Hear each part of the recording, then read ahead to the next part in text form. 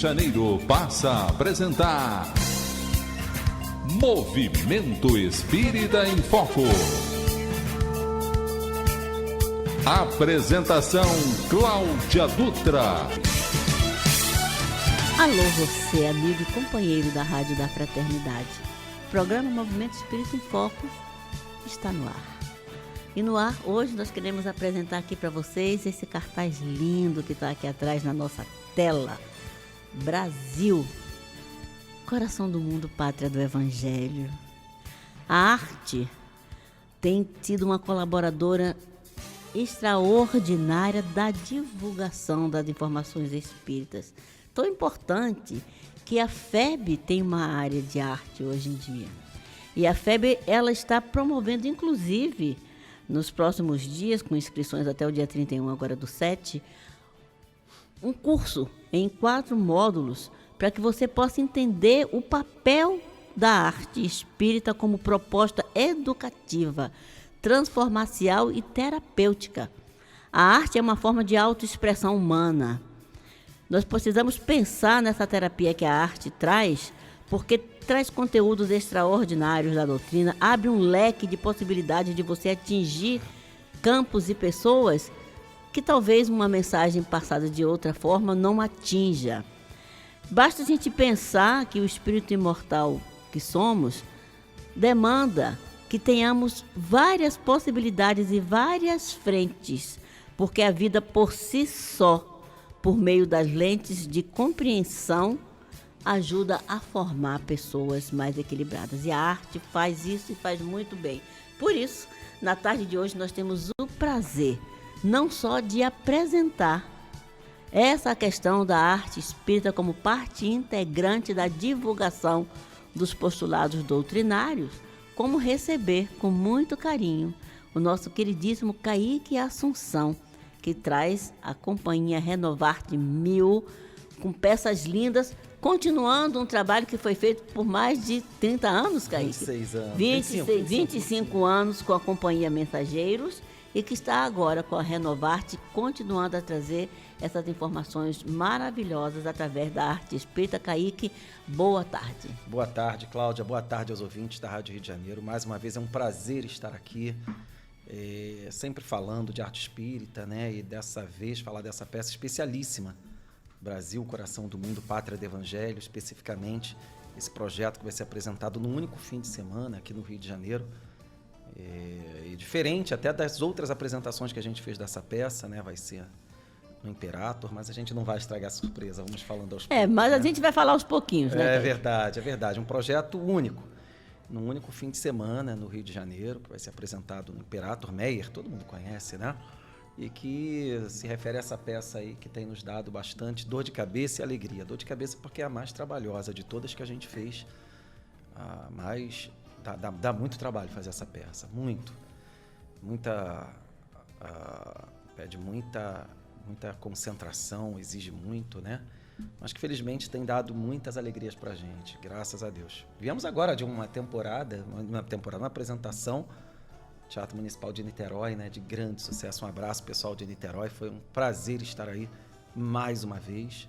Viemos também de um teatro, né? Copacabana, também lotou a nossa apresentação, Teatro Brigitte Blair. Então, felizmente, a gente teve essas duas alegrias aí, né? E vamos estar no Imperator. E outras virão. Para quem pode pensar assim, pode pensar, nossa, mas Brasil, coração do mundo, pátria do Evangelho, eu já vi. Eu também já. Só que agora nós estamos sabendo que ela está com uma roupagem nova, extraordinária. Exatamente. Os comentários que nós recebemos lá do Movimento Espírita de Niterói foram, assim, os mais... que mais nos ajuda, nos influencia a dizer, nossa, tá assim desse jeito, eu quero ver. As pessoas saíram impactadas, né? Causou um impacto. E aí nós temos aí Kaique, né?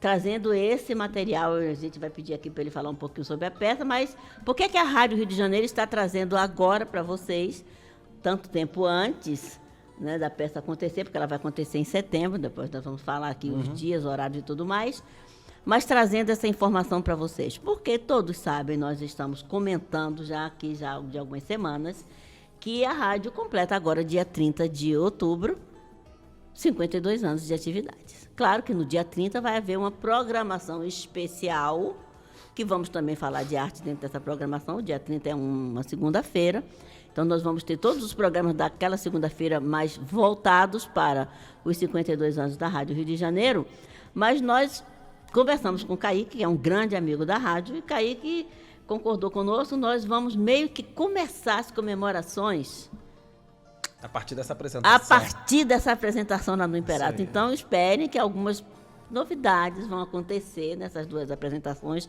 nesses 2 dias de apresentação lá no Imperato. E, assim, o que nos deixa felizes, Kaique, orgulhosos, né, de saber que a arte espírita está caminhando, e felizes ao mesmo tempo por saber que há uma ocupação de espaços que são utilizados pela arte com outros formatos, mas há essa ocupação com a arte espírita. Ah, sem dúvida, né? Eu agradeço muito assim ao Imperator, né, por ter nos proporcionado esse espaço para a gente fazer essa apresentação especial, como a Cláudia acabou de falar.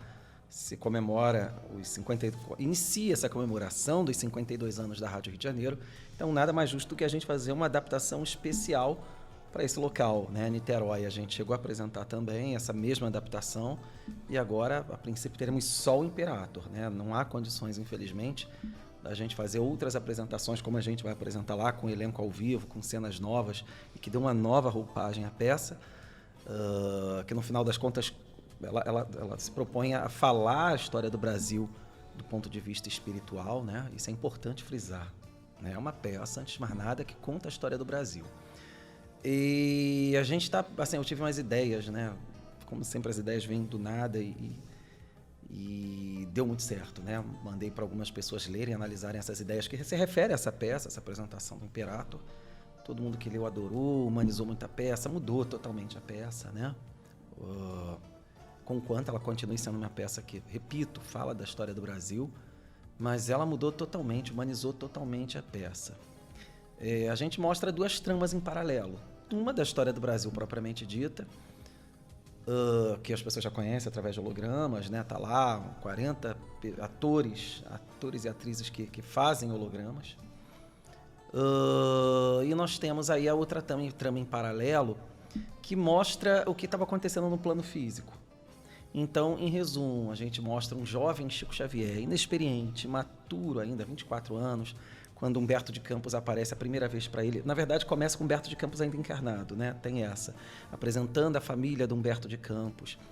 E aí as tramas vão em paralelo, porque à medida que a história do Brasil vai sendo contada, pela psicografia do Chico Xavier, a gente vai mostrando a relação do Chico Xavier com Humberto de Campos, como o Chico Xavier recebeu Humberto de Campos a primeira vez, a repercussão na mídia, tanto espírita quanto na mídia comum, das psicografias de Humberto de Campos. Vale lembrar que ele era muito famoso na época, muito. Ele era um dos autores mais lidos do Brasil. Hoje ele foi meio que apagado, né? A partir da década de 50 da memória, mas na época ele era muito famoso, então isso trouxe uma repercussão nos jornais da época, Jornal Globo e outros jornais que nem existem mais, muito grande, que acaba por culminar no famoso caso Humberto de Campos, né? Que a família de Humberto de Campos processa o Chico Xavier por questão de direitos autorais, né? O Chico Xavier e a FEB. E a gente, então, mostra essas 2 tramas em paralelo, né? Por isso que as pessoas ficaram muito impactadas. E a gente consegue fazer um link das cenas que os atores estão apresentando. Vocês têm até no vídeo aí, né? Depois eu quero até apresentar os atores. Então, a gente faz esse link do que estava acontecendo no plano físico com as cenas da peça, entendeu? De maneira que tudo se interliga. Foi uma ideia que mudou. É engraçado, porque as pessoas que vão lá vão ver as cenas da história do Brasil, etc. Mas que é curioso como aquelas cenas mudaram totalmente a visão da peça, humanizou a peça, né? Como tinha gente chorando em Niterói, sabe? Eu só escutava os fungados assim, né? E no final a gente percebeu o público falando: nossa, a gente tá... o termo que a gente escutou muito é impactada, né? As pessoas não esperavam, acho que as pessoas esperavam outro tipo de peça, talvez mostrando toda aquela conversa do Ismael com Jesus, etc., que está lá no livro, que eu particularmente acho que aquilo ali nem corresponde à verdade ipsiliter, né? Porque ele era um cronista, e ele mesmo comenta que o material de trabalho dele naquele momento no plano espiritual, ele comenta no prefácio do Boa Nova, é o folclore do plano espiritual. A gente não dá, as pessoas não vão ver Ismael e Jesus o tempo todo, como está no livro. Isso é bem importante. Não quero cortar teu raciocínio, mas quando você fala em Brasil, e nós, né, não você, que você é mais jovem que eu, mas nós temos uma ideia formada que a educação, né, informativa nos passou com relação ao Brasil. E mesmo essas informações que a gente tem, né, nos livros de história, a gente sabe que não é uma realidade total, né? O livro foi montado para que todos os brasileiros pudessem, né, a história do Brasil foi montada para que todos os brasileiros soubessem o que o Brasil era, o que ele foi.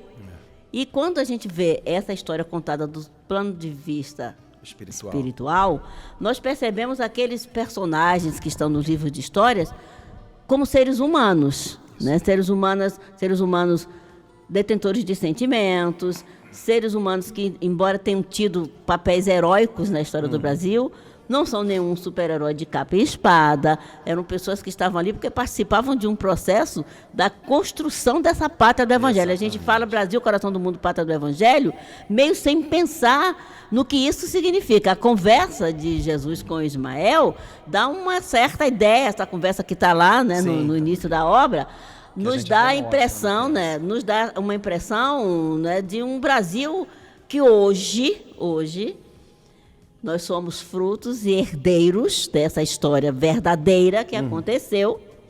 Hoje nós, às vezes, nos perguntamos, poxa, mas por que está assim se o projeto não era esse? Talvez o projeto não tenha sido apresentado para nós da forma verdadeira. Sim, né? Eu acredito. Eu não respondo essa pergunta na peça. Eu já sempre falo isso, que eu acho estranho quando a arte espírita se propõe a doutrinar. Sim, lógico, não é esse o papel. Não é o papel da arte espírita, mas eu gosto que as pessoas saiam muito pensativos das minhas peças, né? E mais do que nunca é essa peça. Eu tenho certeza que as pessoas saem muito pensativas. A peça também tem um serviço social, na medida em que a gente está falando para brasileiros que são cidadãos políticos, apesar da peça não ter cunho político, isso é importante frisar, né? Mas é claro que aquilo dali, de alguma maneira, vai ter alguma repercussão, porque todos nós somos espíritas, mas somos brasileiros, temos a nossa posição política, o que o político A, B ou C faz acaba repercutindo positivo ou negativamente na gente, etc. Então a gente acaba tendo muita desesperança de tudo, acaba perdendo otimismo, etc, etc. Então a peça ela meio que se propõe a contar um pouco do ponto de vista social essa nova adaptação. Por que a coisa está assim, né? E aí eu não sei se eu dou um spoiler ou não. Pequeno. Como historiador, eu penso, claro, né, não dá para a gente contar numa peça de 1h40, a gente explicar, ou dar uma explicação para tudo que está acontecendo de bom ou de ruim no Brasil atual. Isso seria impossível, né? Mas a gente pode dar uma ideia, até para que as pessoas possam, né, dentro do espaço que a gente tem, dá um motivo, um norteador para isso, né? Em resumo, claro, que os 400, 500 anos de história do Brasil pesam como um todo. Não dá para a gente tirar todo esse processo de como os portugueses colonizaram o Brasil, etc, etc. O Brasil foi colônia de Portugal e acho que a nossa elite também tem uma visão muito colonialista ainda, não sou só eu que falo isso, mas isso a gente deixa até de lado. Mas em resumo, Cláudia, que acho que é onde o livro culmina. Onde é que o livro, qual a culminância do livro? A Lei Áurea, libertação dos escravizados, e a proclamação da República. Então eu pego esse gancho do próprio livro, que na minha opinião, sem dar detalhes, é ali o modo como a Lei Áurea foi feita, o modo como a República foi feita, que responde por esse, digamos assim, ao início desse processo imediato dessa República, com tudo de bom e de ruim, que está nos cercando, né, e que a gente tem erros e acertos, tem um monte de coisa boa, tem um monte de coisa ruim, né? Acho que às vezes a gente também é muito pessimista e a gente se deixa levar muito por fake news, que isso é uma coisa que a gente também chama sutilmente a atenção na peça para isso, que a República, ela impulsionada naquele momento por causa de 2 fake news que foram lançadas, né? E que inflamou ânimos de alguns militares aqui do Rio de Janeiro na época. Para você ver que isso não é novidade, na vida nada se cria, tudo se copia. Exatamente. Então a gente meio que se propõe também um pouco a isso, né? Mas é claro que eu não vou dar detalhes, mas na minha opinião esse processo imediato surge ali, do modo como a Lei Áurea foi feita e do modo como a República foi feita. Mas explica mais, veja a peça. Isso aí, e a gente fala assim, veja a peça, E nós vamos usar esse primeiro bloco para falar sobre a peça, depois nós vamos falar sobre a arte espírita em si no segundo bloco. Porque quando você tem a oportunidade de ver uma outra versão de algo que você conhece, hoje em dia, lógico que existe uma série de mudanças na maneira como a história em si, aí a gente fala da história da civilização, a história da humanidade, por consequência da história brasileira, hoje em dia ela não é passada da forma que foi passada para a nossa geração, né? Hoje em dia nós temos uma visão um pouco mais ampliada, porque não se tem mais necessidade de se criar ícones. Né? Cada um de nós, e aí vale isso mais para os espíritas, os espiritualistas, que sabemos que nós não estamos aqui colocados como uma peça de xadrez, caiu ali na reencarnação, não é isso.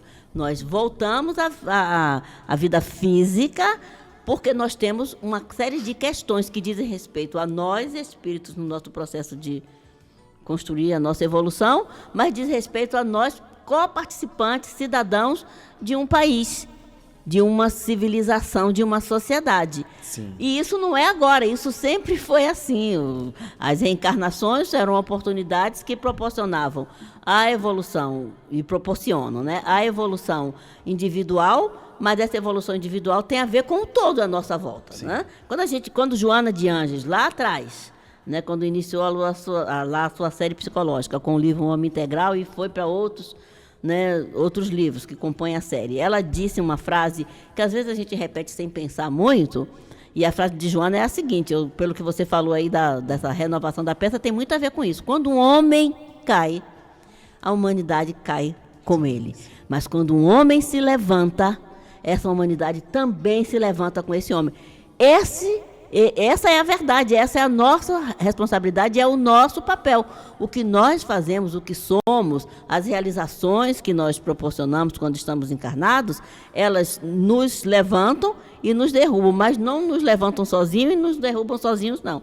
Nós caímos e puxamos para baixo aqueles que estão conosco, mas quando nós nos levantamos, os demais em nossa volta também se levantam, porque tudo que nós fazemos impacta.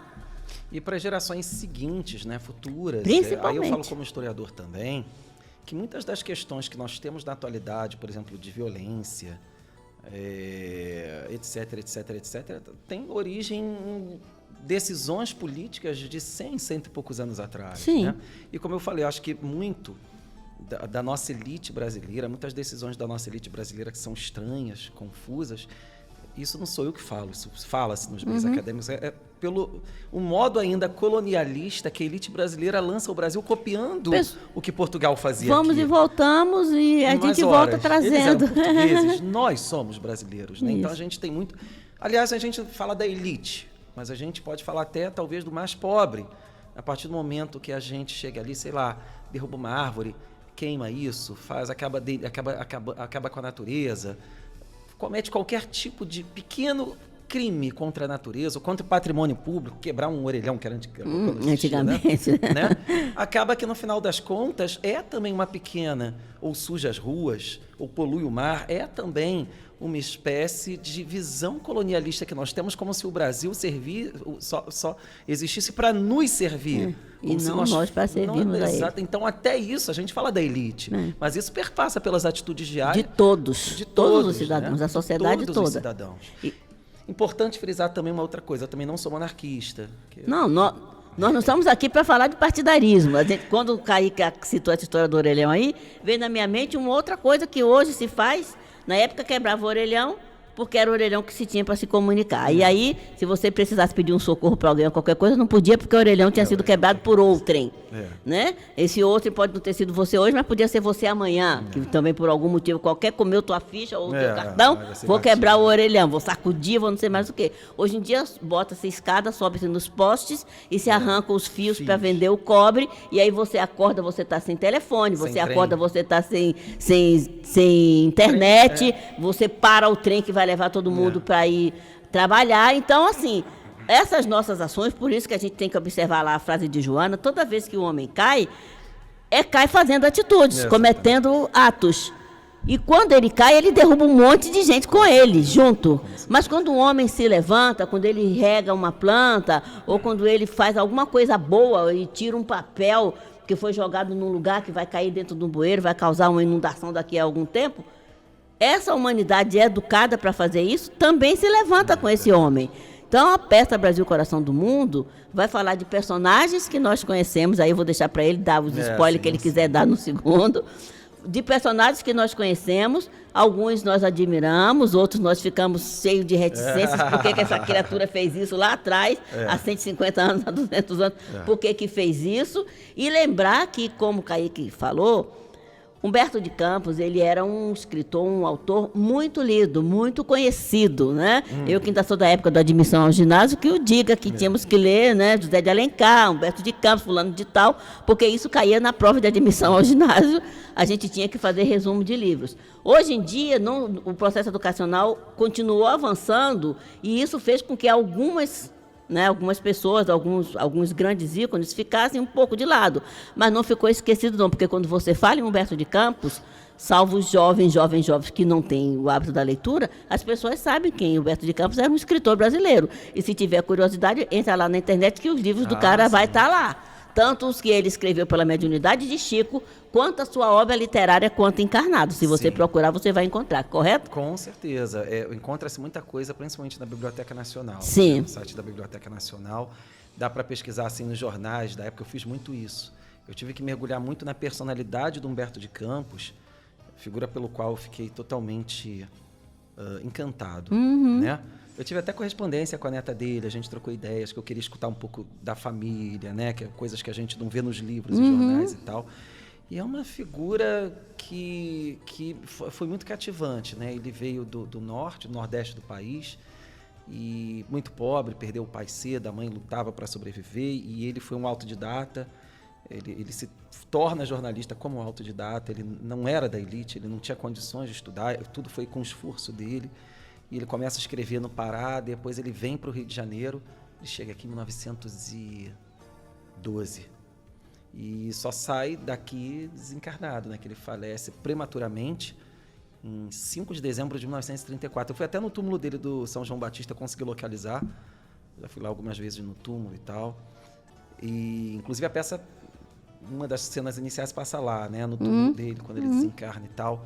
Que, segundo o Chico Xavier, no livro dele, ele de vez em quando ia lá visitar o túmulo, né? Tá lá no Crônica de Além Túmulo e tal. Então, assim, eu me apaixonei muito por essa figura do Humberto de Campos, que escrevia muito bem, né? E é curioso porque eu já tive até a oportunidade de falar disso em estudos, quando você coloca Humberto de Campos, o escritor, né? O estilo literário dele, vivo, com Humberto de Campos, recém-desencarnado, através de Chico Xavier, ele faz referência a coisas dele quando em vida que eu acho muito difícil que o Chico Xavier tivesse tomado conhecimento. Principalmente, acho que a carta-mãe dele, que ele faz referência a coisas que ele escreveu num livro chamado Memórias, que saiu mais ou menos na época, né? Que é maravilhoso, né? Então, a psicografia do Chico ganha muita força e sentido. Isso tudo que o Kaique citou aqui agora é extremamente importante, porque, assim, como historiador, ele é um pesquisador. Todas as peças que, com a Companhia Mensageiros e agora com a Renovarte, o Kaique apresenta, tem esse cunho de resgate. Resgatar uma história. Seja um dos livros de Emmanuel, né, que você pega lá há 2000 anos, Ave Cristo, etc. É um resgate de uma história, porque a gente lê, escuta falar e guarda de memória alguns pontos. Mas quando você vê aquilo, um ator transvestido daquele personagem, a sua visão do personagem muda. E muda bastante.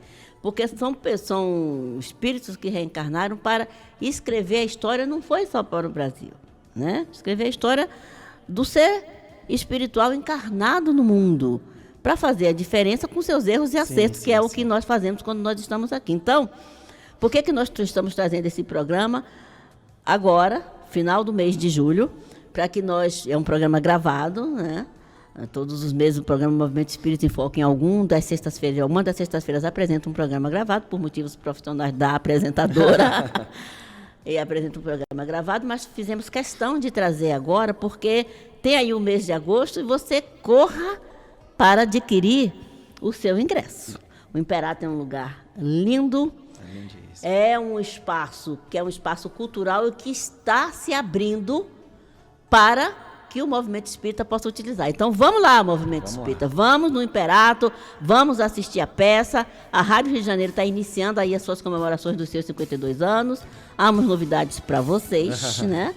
que a gente não vai contar agora, só quando estiver mais perto. E você que está nos assistindo, a gente pede, não saia daí não, fique conosco que nós vamos dar uma paradinha e nós voltamos já já.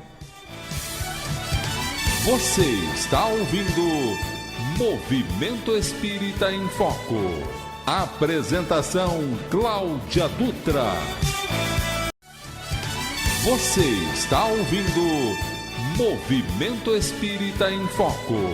Apresentação Cláudia Dutra. Nós estamos de volta falando sobre a companhia Renovarte 1000, falando sobre essa peça linda e maravilhosa e esse talentoso ator, diretor, pesquisador, historiador, Kaique Assunção, parceiro dessa rádio, que está completando 52 anos. Ele não está parceiro nosso há 52 anos, não, tá, gente? Vamos deixar bem claro. Nem era nascido. Mais de alguns anos que o Kaique é grande parceiro da Rádio Rio de Janeiro. E assim, quando a proposta da peça chegou para nós, para fazermos divulgação, nós imediatamente pensamos, tá, ela vai ser em setembro e a rádio faz aniversário em outubro. Mas a gente costuma começar a comemoração, porque é uma felicidade para nós que a rádio esteja fazendo essa meio século e mais 2 anos de existência, de atividade. É um prazer enorme para nós que nós saibamos e possamos dizer para você, público, companheiro da Rádio da Fraternidade, que nós chegamos aqui também com o suporte e com o apoio dessas pessoas, nesse caso com apoio e suporte já de alguns anos da Arte Espírita, que está sempre aqui conosco, nos proporcionando uma troca entre a Rádio da Fraternidade e você, amigo e companheiro. Então, o Kaique já deu aí alguns pequenos spoilers, agora a palavra vai para ele, para que ele possa falar aquilo que ele considera que é o mais interessante com relação a apresentar a peça para vocês. E é claro, eu vou continuar dizendo para vocês que vai ter umas surpresas para vocês, claro que sempre convite sorteado, mas outras coisas mais que irão acontecer e que a gente não vai contar para vocês agora, que esse programa é o programa de apresentação dessa temporada do formato novo. A peça já esteve no Rio, já esteve em Niterói, com certeza já esteve em outros municípios, com a formação inicial. Mas como a arte também é progressiva, esse formato que vai ser apresentado no Imperato é um formato totalmente novo. Kaique é que vai dizer pra gente mais ou menos como é que tá. Então, né, a gente tem o elenco virtual que continua lá em hologramas, né, que são os personagens da história do Brasil, que a gente tem o Valdo Piano, que atualmente está nessa novela Vai na Fé, na Rede Globo, que faz o Benjamin Constant. Temos Ana Carolina Rainha, que recentemente na produção da Globo fez a Darcy Vargas, a esposa de Getúlio Vargas, e que faz a Princesa Isabel. Temos o Valdo Piano, eu já falei, Mário Cardona, que faz Tiradentes. Temos o Ed Jesus, que faz Zumbi. Temos o... gente, é tanta gente. O Duda Moreira, que faz o Fernão Dias Paz. É muita gente, são 40 atores. E o elenco que vai estar ao vivo lá, né? No palco. No palco que eu queria apresentar. Da esquerda, né, para a direita. Ali nós temos o Guilherme Pinheiro, do lado dele a Graça Gaia, no meio, né, o André Marçal, que faz o jovem Chico Xavier. O Chico na época usava muito essa boininha, sabe? A gente se baseou muito em fotos da época dele. No meio, Cláudio Eiros. Ao lado do Cláudio Eiros, a Aline Francis, que aliás ela canta até ao vivo, né? Do lado dela, a Ingrid Borges. E por fim, aquele dali sou eu, né? Na direita, sou eu como Humberto de Campos. Então, vocês estão vendo quais são as novidades dessa peça. Uma peça que tem personagens virtuais, que vão estar ali interagindo com os atores ao vivo no palco, porque a história que está sendo contada, a história que essa peça conta, é uma história muito complexa. São muitos personagens. Quando você pensa, vamos falar aí de Tiradentes, mas Tiradentes não era uma criatura, um ser vivendo num deserto.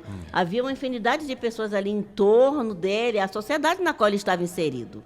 Então, é uma peça que tem uma composição de muitas interpretações. E você imagina, você bota 40 atores no palco, não dá. Não dá mesmo. Então, uma das coisas que essa peça tem, né, e que essa produção da Renovarte tem, é isso, é apresentar uma forma moderna, que hoje se usa muito. Sim. Mas agora aqui eu vou puxar um pouquinho a brasa, que é a primeira vez em que eu vi um trabalho da então Companhia Mensageiros usando holograma. Isso tem alguns anos, a gente não fala muito de idade, não, senão o pessoal começa a fazer conta. Mas há alguns anos, no próprio Teatro Niterói, Teatro Municipal de Niterói, a Companhia Mensageiros levou o Ave Cristo. Sim. E essa peça Ave Cristo, eu acho que foi uma das primeiras em que você usou esses métodos, né? Sim. De ter, né, essa tela enorme, eu não vou contar, não vão lá para assistir, e que ali havia personagens que faziam parte da história que estava sendo contada pelos atores no palco, mas que aqueles atores não estavam ali, eles já tinham sido previamente né, gravados. Alguns então, espíritos. Eles eram inseridos ali, e isso é lindo de se ver, gente. Ainda mais que está se falando de algo que é muito atual. Nós somos brasileiros, como o Kaique falou.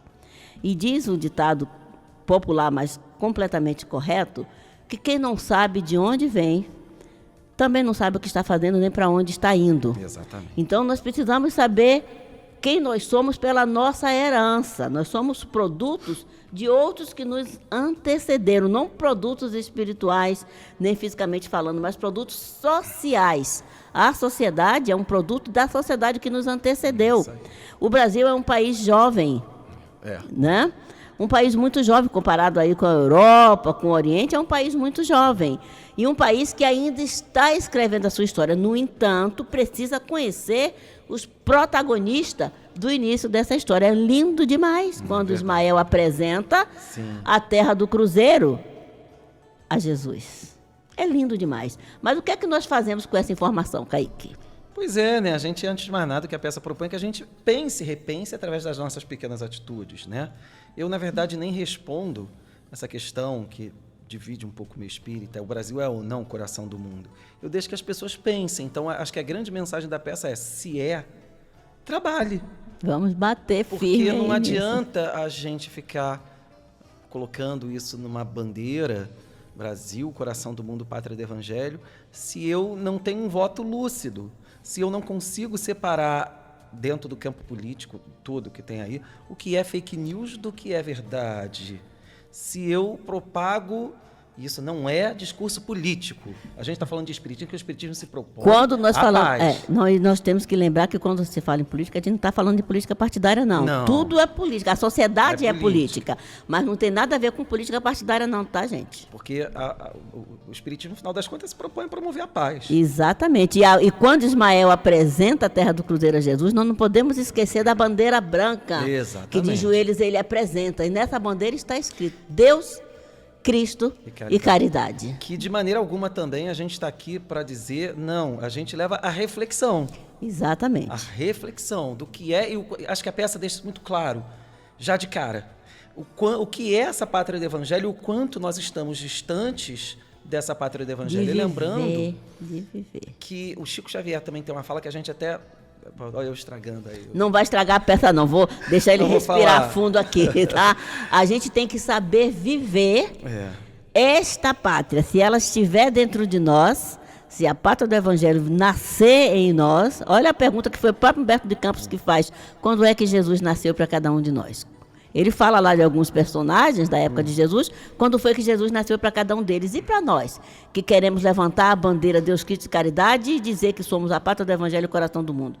Vamos assistir Brasil, coração do mundo, pátria desse evangelho. Mas assim, o Chico nunca colocou, nem Humberto de Campos, como essa pátria do evangelho, Brasil, coração do mundo, pátria do evangelho, como uma potência mundial. Ou que viesse pronta, né, para ser vivenciada. Nós temos que construí-la. E vale lembrar que a pátria de Jesus, Israel, Palestina, enfim, era um lugar terrível de se viver na época. Não era um lugar bacana, era um lugar cheio de fanatismo, de revolta, de desigualdade social, de corrupção, de tudo.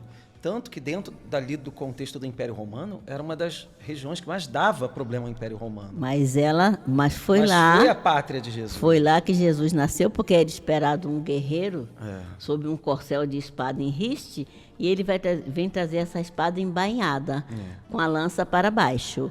Então, o Brasil, coração do mundo, também não veio pronto para aqueles espíritos, de contradições e problemas, pelos espíritos que somos e aqui reencarnados. O Brasil, coração do mundo, é também um processo de mensagem que precisa ser interiorizada, assimilada, absorvida para ser vivenciada. Sim, exatamente. Então, a gente lembra um pouco disso também, que a própria pátria de Jesus, que foi ali o berço do cristianismo, era um lugar cheio de problemas, muito semelhantes, inclusive, aos atuais. Aquela sociedade sofreu por causa de impostos, de corrupção, de fanatismo religioso, de divisão política, de violência política.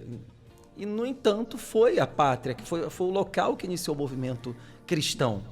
Isso é importante frisar. Você sempre nos trouxe uma possibilidade de analisar aqueles personagens, né? Quando eu me lembro que a primeira peça que eu te vi, oh meu Deus, lá se vão os anos, que foi Paulo Estevam, que 2000 anos, no DCE da UF, lá, ó. Que está fechado.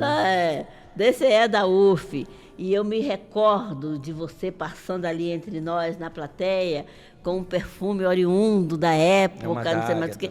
E aí, nós olhávamos para naquele personagem, lemos a história, etc e tal, e olhávamos o Públio, né, e Paulo e tudo mais, como um personagem, até que com os estudos nós vamos descobrindo, não, o Públio Lentulus existia. Tem uma carta hoje lá no Vaticano, disponível para qualquer pessoa que queira ler, de Públio escrevendo sobre Jesus, etc. Então, são espíritos que reencarnaram, voltamos a repetir, com um processo de estar numa sociedade e que nas milhares e milhares e milhares de almas encarnadas, ele se destaca por diversos motivos. Os personagens, me corrija se não foi isso, que estão sendo apresentados, que foram apresentados por Humberto de Campos no livro Brasil, Coração do Mundo, Pátria do Evangelho, e que estão com essa licença artística sendo apresentada agora pela peça, são personagens que se destacaram nos milhares de espíritos encarnados no Brasil, aquela época em que aqueles personagens estavam ali vivenciando os seus processos, fossem porque fossem missionários ou não, fazendo um missionato, fosse porque eram espíritos comprometidos que precisavam viver aquela experiência para cumprir, né, o seu cumprimento, para se libertar de algo que houvesse feito, sabe lá quantas centenas de anos atrás. E quem é que garante que alguns deles não estão entre nós agora? Mas a peça também se propõe a isso, né? A gente apresenta muito no final essa questão dos espíritos que reencarnaram, né? E aí a gente vai muito a informações que o Chico Xavier dava em fontes confiáveis, assim, sobre alguns desses personagens, né? Então, assim, por exemplo, segundo o Chico Xavier e amigos dele que falam isso, o que é natural. Vários inconfidentes reencarnaram no século XX, lutando pela grandeza do país, errando, acertando, lutaram. Que é muito natural, isso porque o pessoal lá de 1700 e pouco, com certeza já reencarnou. Bate aqui no né?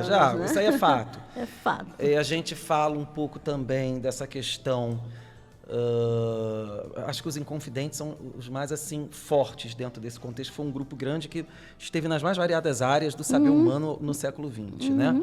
Um pouco também das ações de Dom Pedro II no plano espiritual, tendo essa continuidade, né? Aí a gente não apresenta isso na peça, mas amigos do Chico Xavier que comentam que o Dom Pedro II está para reencarnar no campo político, né? Temos que lembrar, porque quando a gente pensa nesse ser icônico, e ele era, né, um ser icônico, a gente pensa, Bezerra de Menezes, a gente esquece que Bezerra de Menezes conviveu com Dom Pedro II, era amigo de Dom Pedro II, e mais, que quando Bezerra conhece a doutrina espírita, ele vai ao palácio pedir ao imperador, né, pela diminuição da perseguição das então religiões estabelecidas com relação àquela coisa nova que estava chegando. Então, Bezerra vai pedir, vai solicitar ao seu amigo, né, imperador, que ajude. Ajude uma comissão, né? Exatamente, para que isso fosse algo que não morresse no nascedouro ainda. Que tivesse a oportunidade de evoluir, ser conhecida por demais pessoas, porque era uma escolha. Você conhecer e aceitar, ou você conhecer e não aceitar. Sim. Então, a gente roga por Bezerra e esquece que Bezerra esteve ali com Dom Pedro. Então, são situações que são impactantes, são situações que, quando a gente lê nos livros de história e lê nas narrativas de Humberto de Campos, que fala sobre esses personagens, nós entendemos que esse coração do mundo, esse coração ele bate com as situações boas e também com as não boas. Sem dúvida. O coração não deixa de bater, não deixa de pulsar, porque a situação está em desequilíbrio, porque tudo é um processo de ensino e aprendizagem. O Chico Xavier, ele deixa uma ideia no ar porque eu particularmente acho que essa ideia do Brasil coração do mundo é muito mais simples do que a gente imagina. Sim. Eu acho que ela tem muito a ver com a ideia cristã que o Brasil apresenta. Não só na questão espírita, né, do lado espírita, como de outras religiões, que eu já tive a oportunidade de conversar com uma pessoa evangélica muito entendida, que era até professora de teologia, em que ela comenta, né, que o movimento protestante do Brasil é diferente de todos os movimentos, em todas as outras partes do mundo que você tem a oportunidade de conversar com pessoas. Você vê que o evangélico de lá não tem essa ideia separativista, não sei mais o que existe aqui no Brasil. E eu penso particularmente que essa ideia do Brasil coração do mundo tem muito a ver com o modo como o brasileiro, o modo que o brasileiro interpreta e faz do evangelho. Aí eu, claro, como espírita, a gente vai puxar a sardinha pela nossa brasa, notadamente do lado espírita, porque existe muita ideia sobre Jesus correndo no mundo.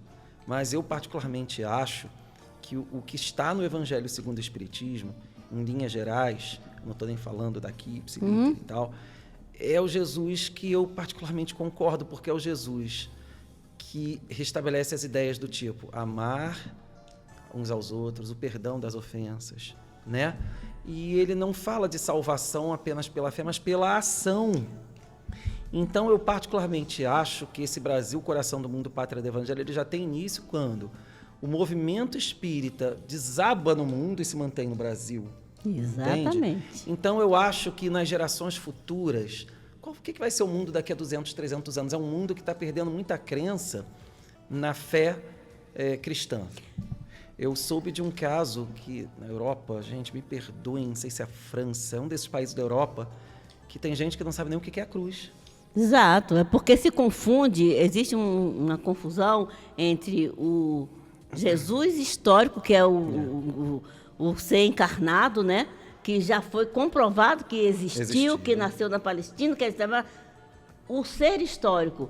E vem a filosofia espírita e traz uma ideia que nós precisamos observar, não o ser histórico, mas o ser espiritual, o Cristo. Um Jesus de ação. O Jesus ação, o Jesus amor, o Jesus perdão, o Jesus que ensina Deus Pai, porque esse não era o homem histórico. O homem histórico, ele chegou e criou um impacto. Já está provado que esse homem nasceu, viveu e desencarnou lá. Mas o que ficou não foi o homem histórico, porque o homem histórico, nenhum de nós fica. Né? Nós pegamos aqui, deixamos o corpo e vamos embora. É o ser espiritual que fica, foi o Cristo que ficou. E essa é a tecla que talvez a doutrina esteja começando a nos ensinar a bater. Não é o Jesus histórico que é o ser importante, porque ele teve o impacto daquele momento. É o Jesus espiritual, é o Cristo. Não é o homem, mas é o Cristo. E isso é importante a gente entender. E eu penso exatamente nisso. Como é que vai estar daqui a 200, 300, 400 anos a sociedade mundial? E aí, o que essa fé cristã, de maneira geral, incluindo até o espiritismo, que se desenvolve no Brasil, como é que ela vai estar? E o que ela pode legar ao mundo? Eu tenho uma fala do Chico Xavier, né, que ele vai mais ou menos por aí, né, que ele fala do Brasil, coração do mundo, como fé. Exato. Uma pátria de uma fé, de um calor humano que ele nunca viu em lugar nenhum do mundo. Então, na minha ideia, eu penso que é mais ou menos por aí, esse tá? Caminho, né? Eu não acho que seja um país que vai... Da mesma forma, por exemplo, que os gregos, lá na Antiguidade, né?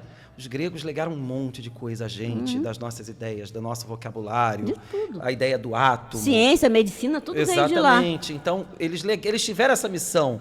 A Grécia teve essa missão, independente de a maioria dos gregos falharem ou a não. talvez mas seja teve de ensinar aquele grupo de a gregos amar. Ao longo dos milênios da história grega, que legou isso para a transformação da humanidade. Eu penso que esse Brasil, coração do mundo, pátria do evangelho, seja mais ou menos por a gente, em algum momento, numa sociedade futura, uma sociedade mundial futura, eu penso que a gente vai legar alguma coisa em matéria de fé a essas sociedades. E de exercício dessa fé. Restabelecendo um Jesus do trabalho. Isso. Não esse Jesus tão distante... crê e vai ser curado. Gente, eu não estou atacando a religião de ninguém, mas é muito simples. Quando esse Jesus do trabalho... Você falou aí da questão, seja lá qual for o país da Europa que não conhece a cruz, né? Porque a França, nós, né, alguns países que abraçaram o então catolicismo, né, nascente de dentro do cristianismo, que tentamos linkar essa cruz a Jesus. A cruz era um castigo judaico que vinha de séculos antes de Jesus. Não nasceu com Jesus. Não foi porque Jesus foi pregado na cruz que se passou o castigo da crucificação, não. Ela já existia como humilhação, como forma de morte. Não foi de Jesus. Então, nós não temos que olhar para Jesus na cruz. Nós temos que olhar Jesus de braços abertos sobre a humanidade, dizendo, vem porque eu estou aqui. Não tem nada a ver com ele, com cravos pregados na cruz sangrando. Porque isso não foi inventado para ele, por causa dele e nem na época dele. Isso é histórico lá de trás, muito anterior à chegada dele. Então, é por isso que talvez esse país, que tem uma cultura diferente, uma forma de estudo diferente, entenda que a cruz não tem nada a ver com ele. Não, mas a pessoa, na verdade, desconhece, assim. Acho que era um brasileiro Brasil, que mora na França. Porque é um castigo que não se usa há muito tempo. Mas a pessoa não tem noção mais, é um do francês, que é a acho que cruz. de uma região esquerda. Não, o que é? Isso é cristianismo. E isso não tá é. tão A vivo cruz não no é Brasil, cristianismo. apesar de todos os problemas. A cruz não representa o cristianismo. Não, concordo, Cláudia, eu concordo com você, mas eu falo que ele não sabe nem o que é aquele símbolo, mesmo que seja uma ideia errônea. Então eu penso isso, que no Brasil, o Brasil no futuro vai legar alguma coisa na formação da sociedade futura, talvez um pensamento até espírita mesmo de reencarnação, porque eu acho que só a reencarnação... também não é invenção do espiritismo, não é. Antes. Mas eu penso que só a reencarnação, diante da ideia da existência de Deus, só a reencarnação explica a justiça divina. Exatamente. Eu não consigo ver de outra maneira, né? Porque aí seria que Deus estivesse jogando dados. Você conosco, vai ser ele isso, não você joga vai dados ser, com o universo. Você vai ser. Não joga. Então, assim, essa ideia cristã da pátria do evangelho, eu penso que é isso. E eu pego emprestado a questão da Grécia, né? Repito, a Grécia nos trouxe um monte de grego, não sabia nem o que estava acontecendo ali, mas a Grécia teve essa importância. Você, que está acabando de ouvir esse programa, nós estamos terminando aqui com o nosso bate-papo, vamos nos preparar. Brasil, Coração do Mundo, Pátria do Evangelho, Imperato, quando? Dias 2 e 3 de setembro, sábado às 19 horas, domingo às 5 horas, 2 horários para as pessoas escolherem. Os ingressos já estão à venda pelo site Show Pass, que aparece até aí no cartaz. Tá aí, ó, bem ali no canto. Nas nossas páginas no Facebook e no Instagram, CIA Teatral Mensageiros. No Instagram ainda existe a página, né?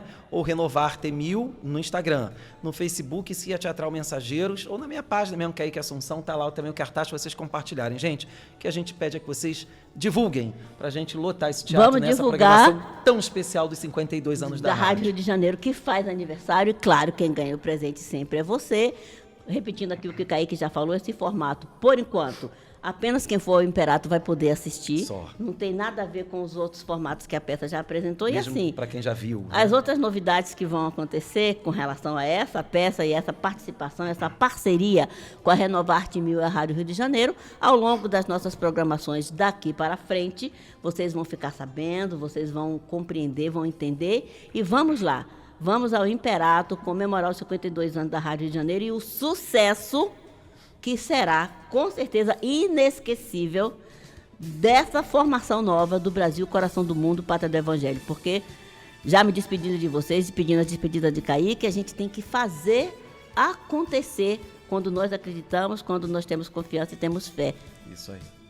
E é isso, aguardo todos lá, bom fim de semana a todos e que Jesus nos abençoe. Que abençoe a todos nós, que nos conceda paz, saúde, tranquilidade, e que de posse dessa concessão nós possamos transformar na nossa forma de viver, na nossa forma de compreender e principalmente no nosso formato de entender o que é o mundo, quem somos nós, de onde viemos, o que estamos fazendo aqui, principalmente para onde estamos caminhando. Muita paz a todos e vamos comemorar esses 52 anos da Rádio da Fraternidade, a rádio que toda a família pode ouvir, participando de todas as atividades que serão formatadas, que serão faladas, que serão apresentadas a todos vocês, porque não é fácil, não, um meio de comunicação tão específico como a Rádio Rio de Janeiro completar 52 anos ininterruptos num país como o nosso, num tempo como o nosso, falando de amor, falando de paz, falando de tranquilidade. Um excelente final de semana para todos vocês. Você acabou de ouvir Movimento Espírita em Foco.